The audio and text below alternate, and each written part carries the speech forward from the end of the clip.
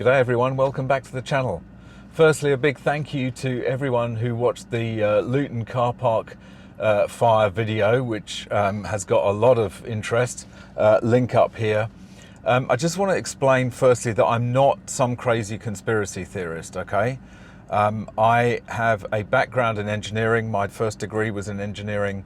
So I'm just looking at this stuff from an evidential and engineering standpoint. I don't have any kind of crazy conspiracy theory ideas. I am a petrol head. I do like my cars, obviously. So I'm not in favor of rushing to electrification, but just wanted to make that clear. I'm just looking at the evidence and trying to give my view based on that. So in this video, we're going to look at some of the ways in which firefighters are having to deal with EV fires. And some of these methods are both kind of funny and tragic at the same time. In case you don't know, an EV fire is very, very different to a regular vehicle fire. By way of background, three things you need for a fire: you need fuel, you need oxygen, and you need heat.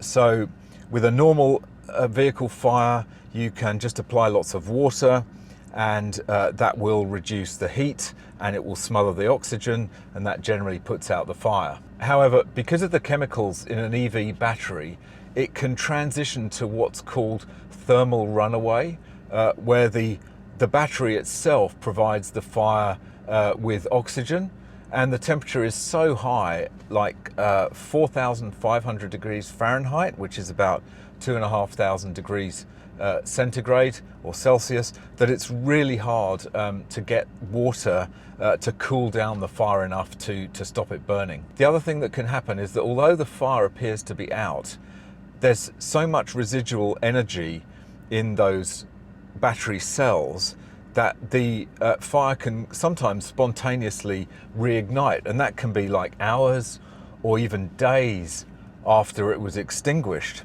And the wreck can sometimes have been moved in the meantime, and then you've got to deal with that whole fire kicking off again.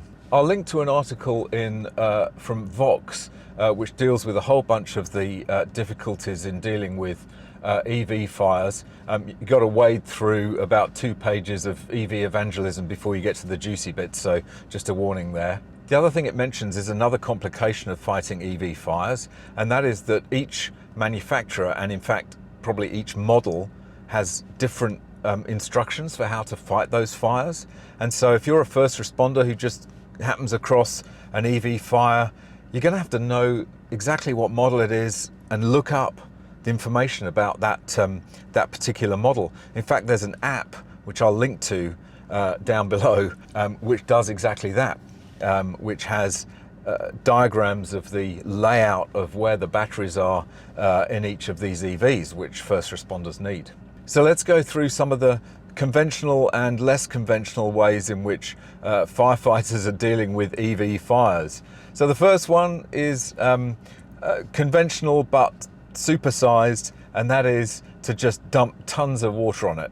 And I do mean tons. 150 tons of water is often required to put out an EV fire. That's kind of 10 times, at least 10 times what you need to put out a conventional vehicle fire.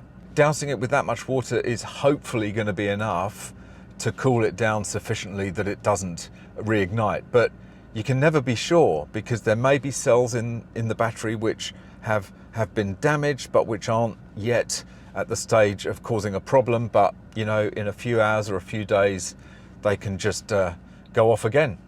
The second way, which is quite amusing, is simply to dump the vehicle in an entire tank of water. This is actually one of the recommended methods of dealing with an EV fire. You just pick it up with a crane and you dump it in a massive tank of water. And the third one is my favorite. You just pick it up with a claw excavator and dump it in the nearest river or lake. Just watch this video.